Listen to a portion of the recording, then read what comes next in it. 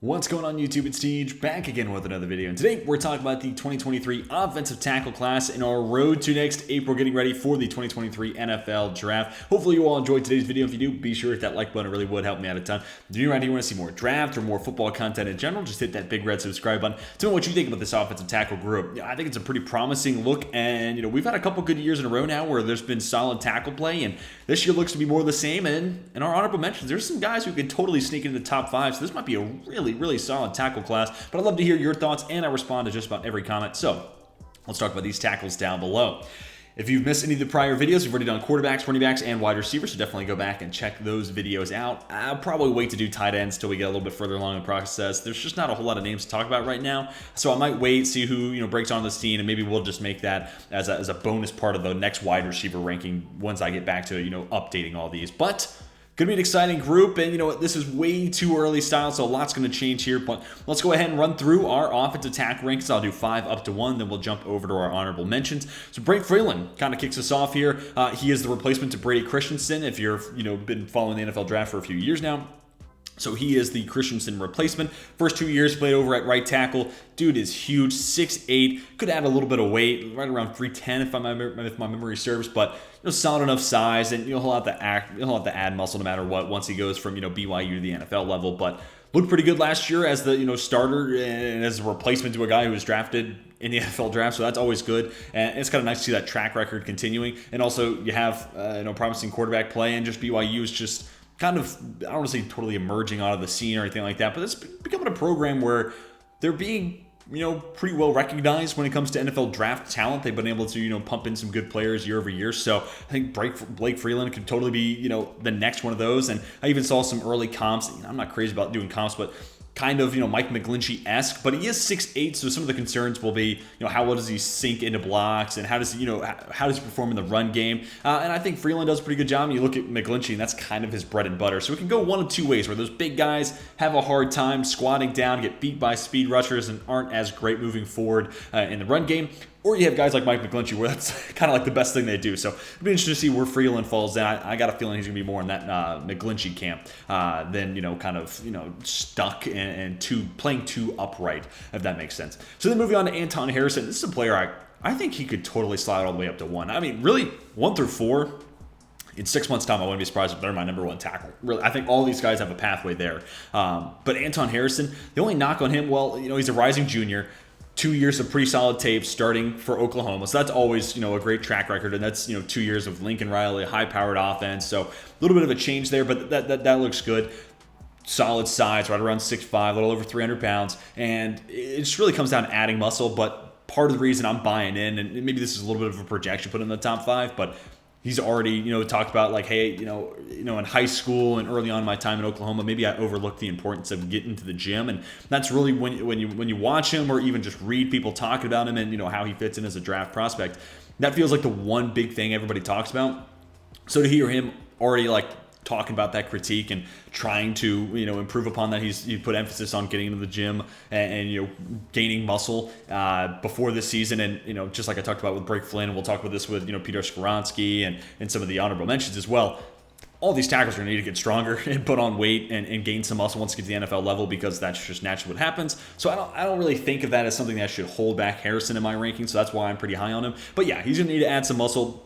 But that being said, hearing him already talk about it and putting emphasis on why that's important is a good sign. Now, that being said, players said something about getting better. I don't want to, get too far ahead of myself. That's just, doing a good job, selling yourself. So if Harrison, that work pays dividends, he looks a little more yoked once we see him out on the field for Oklahoma, and it feels like, especially in the run game, he's kind of mauling people, pushing people around. That'll be a good sign. And then, well, bench press, count that for what it is, I guess, once we get to Indianapolis. But we'll get a good gauge on how that strength has changed, and if it doesn't really show, maybe it's a guy who has to shift over to play right tackle. But I think the placement's solid at Oklahoma at the left side, and put on some muscle, and I think this guy totally should be a first rounder. Then we get to Broderick Jones. Hasn't played a whole lot of left tackle at Georgia, but it's kind of like once we get to the defensive side of these rankings, there's a handful of guys that have just been kind of bogged behind other players on a loaded Georgia roster. Broderick Jones is kind of that. I think only 4 games played at left tackle, but like an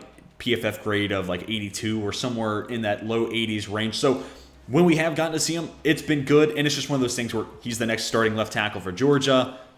I'm going to feel pretty good about how that comes together.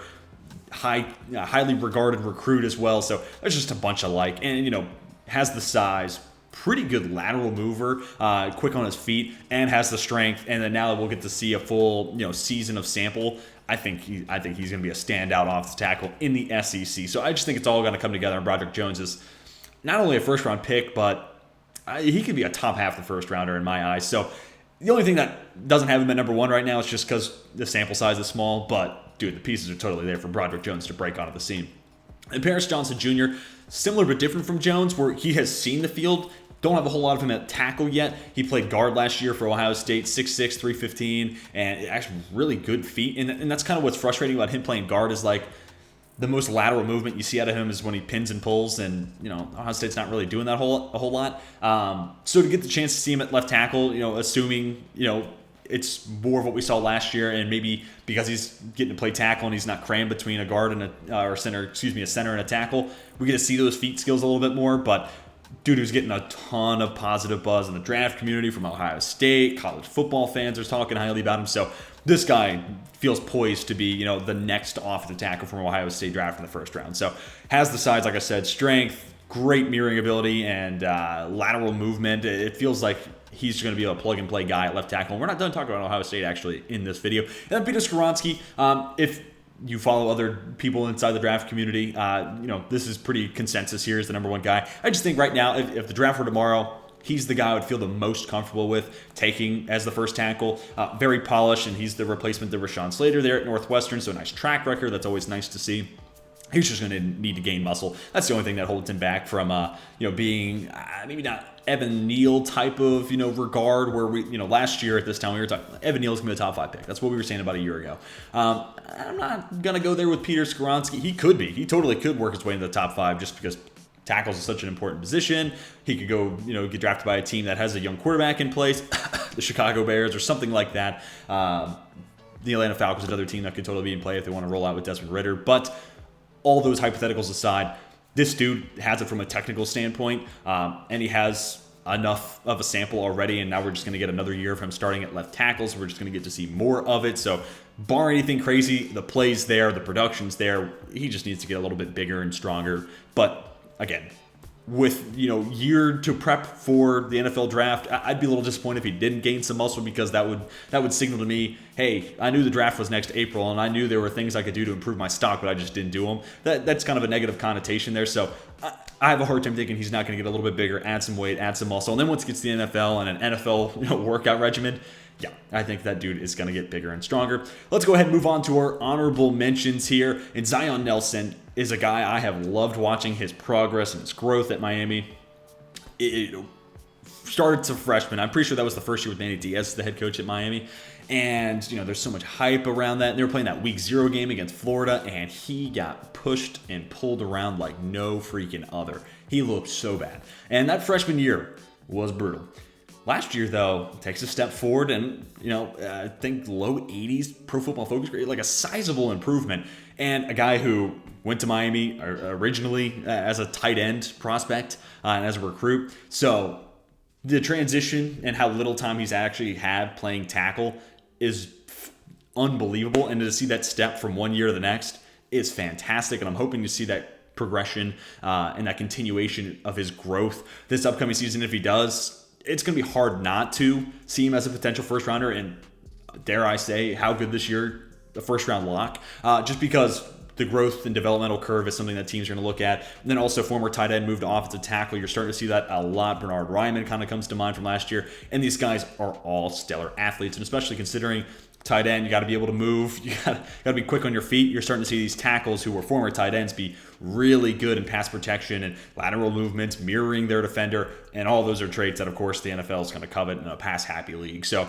there is so much in place to make Zion Nelson a guy who totally should be a first-rounder. Now we just got to see him take that continued step forward. And if he shows more progress, just like he did last year from the year prior, this guy's I have a hard time seeing him not as a first rounder because size, athleticism, and then again the slope of improvement. It's going to be hard to make a case for him not being in the first round. Javon Foster, and then, we'll kind of pair him together with Robert Scott Jr., two pretty much completely different guys. So Javon Foster is going to be a fifth-year senior versus Robert Scott, a true junior, if memory serves.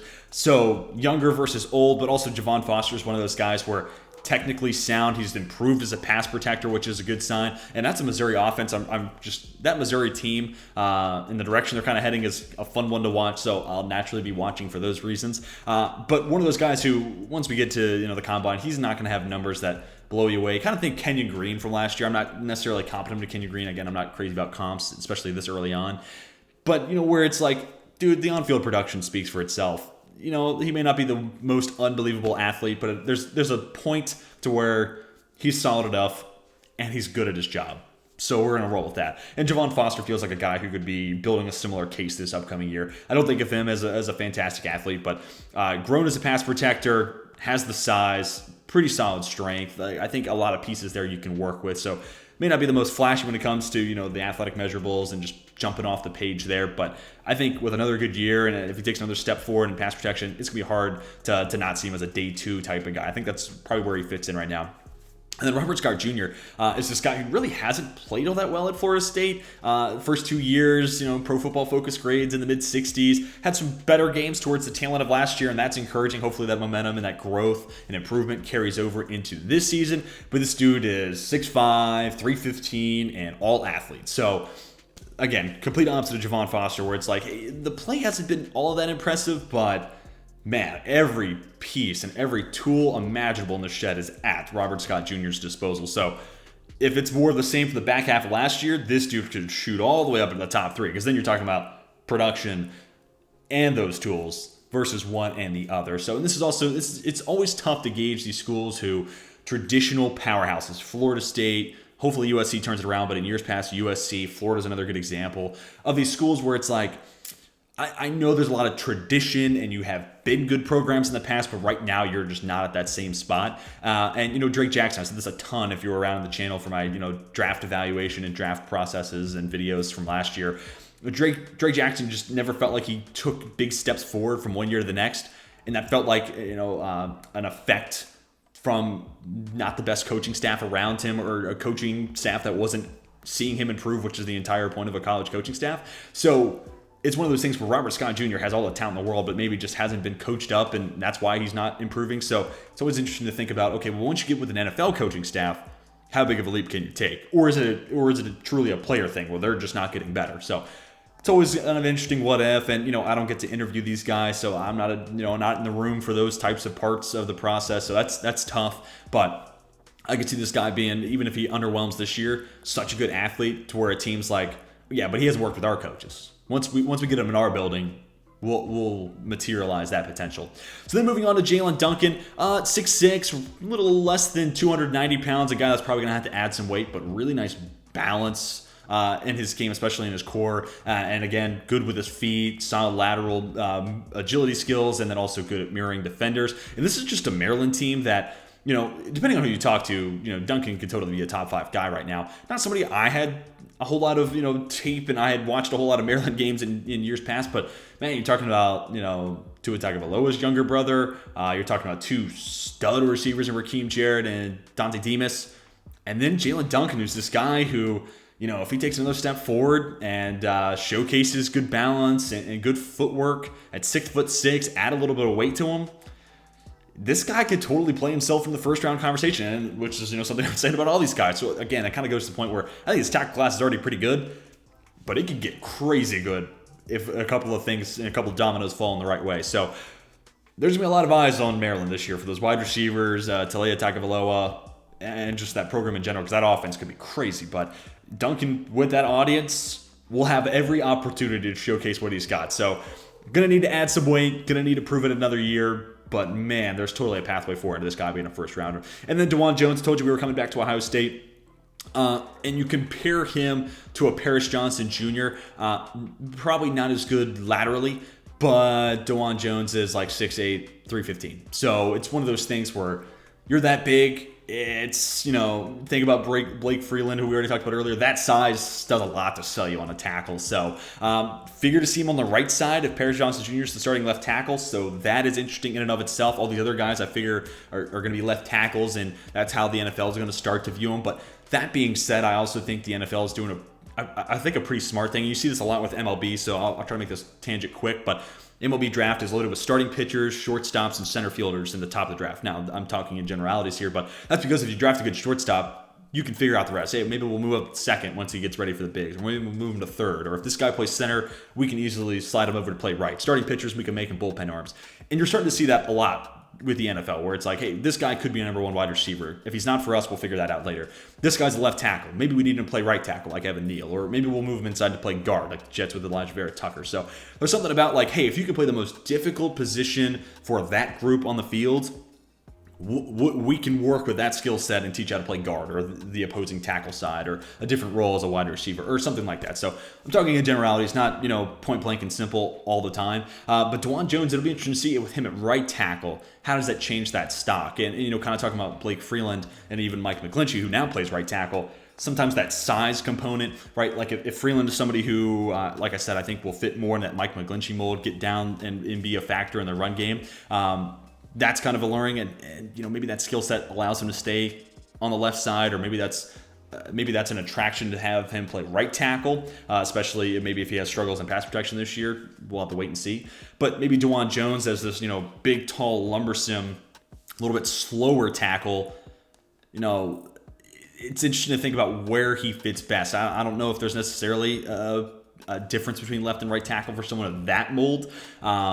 But yeah, the biggest thing I really want to see from DeJuan Jones is how does he handle speed rushers? That's always if you're 6'8", can you get down low and stop the guy who's 6'1" coming across the edge and relying on just getting the quarterback before you, just going around the corner.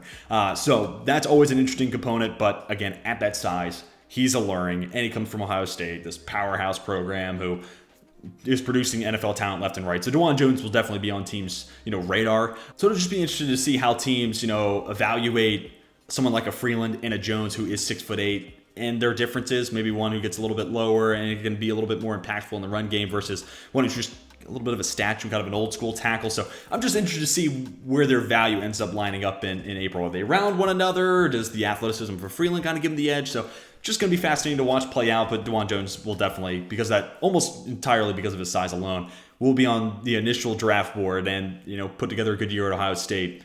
You'll turn heads. So that's going to do it for my offensive tackle. Way too early rankings. Tell me what you think down below in the comment section. Who's a name I didn't have on this list you think should be? Who are some honorable mentions you think I left out? And how do you have this tackle class ranked right now, 1 through 5? Love to have your thoughts, and I respond to just about every comment. So let's talk about these tackles down below. Hopefully you all enjoyed today's video. If you did, be sure to hit that like button. It really would help me out a ton. If you're new around here, want more draft and football content in general, just hit that big red subscribe button. And that's going to do it for me. Hope you all have a fantastic rest of your day. And until next time, my name is Tej, and I'm signing off.